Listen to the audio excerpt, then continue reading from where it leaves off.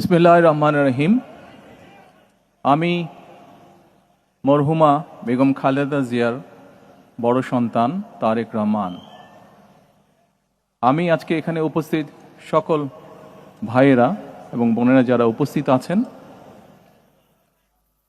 মরহুমা বেগম খালেদা জিয়া জীবিত থাকাকালীন অবস্থায় যদি আপনাদের কারো কাছ থেকে কোনো ঋণ নিয়ে থাকেন, দয়া করে আমার সাথে যোগাযোগ করবেন, আমি সেটি পরিশোধের ব্যবস্থা করব ইনশাআল্লাহ।